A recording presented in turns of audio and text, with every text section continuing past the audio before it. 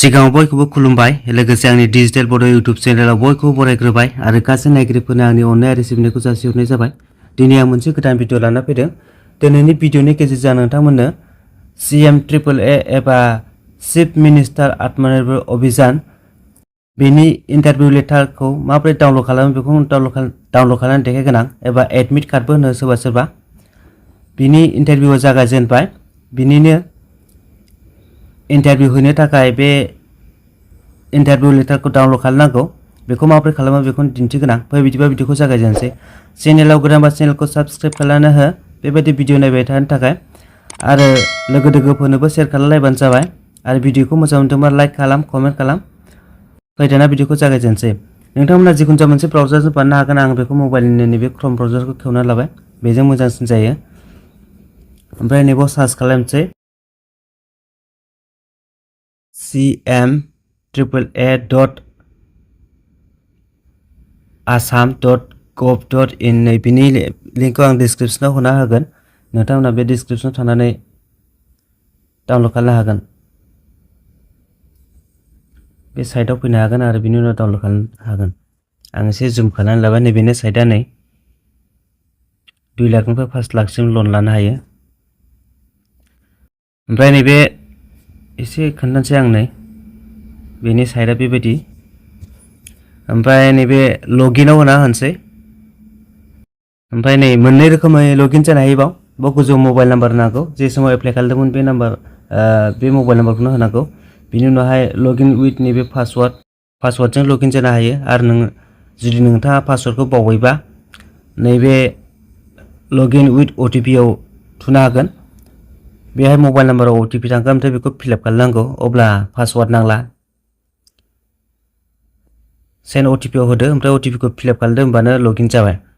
आंनि बेलायाव आंना पासवार्डआ दंखायो बेनिखायनो आं नैबे गोजौनियाव होनसै लगइन उइथ पासवार्डआव गोजौआव मबाइल नाम्बार होग्रोगोन।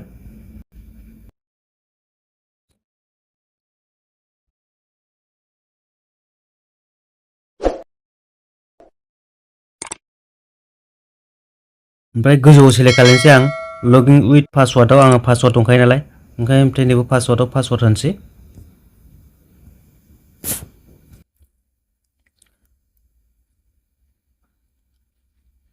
गोजौ पासवार्ड होबाय आं। ओमफ्राय नैबेयाव केपचा दं बे केपचाखौ फिलआप खालामनोसै जेरै दं ओरै फिलआप खालामगोन।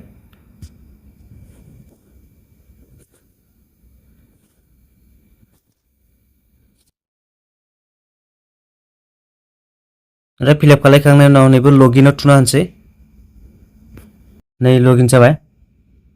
ओमफ्राय ओरै गाहायाव फैगोन। नैबे गाहायसिनाव फैयो बियो नै नैबेयाव लिरदों नै dear applicant you have been scheduled for an interview. बियो 5 तारिख एप्रिलनि 5 तारिखआव दं नै ओमफ्राय फर नुन।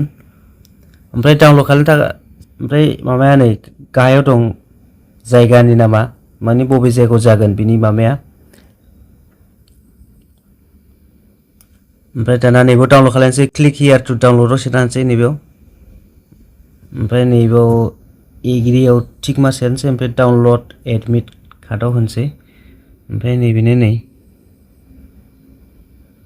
ओमफ्राय गाहायाव फैगोन जों। बे गाहायाव फैनानै नैबे प्रिन्ट दं नैबे प्रिन्टआव सोना होगोन। नै जाबाय। दाना नैबे PDF आव सोना होनसै। ओमफ्राय दाना अबे जायगायाव सेभ खालामो फाइलखौ सेलेक्ट खालामदो। आं बावनो सेभ खालामनोसै ओरैनो बे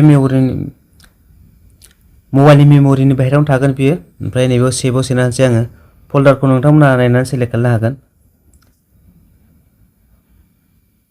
डाउनलड जाबाय जानांगौ। आं दाना नायनोसै।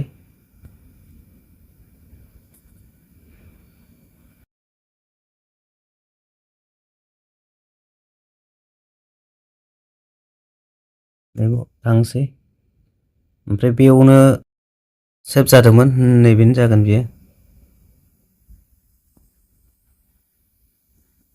PDF फाइल सेभ जाबाय बियो। नैबेनो नै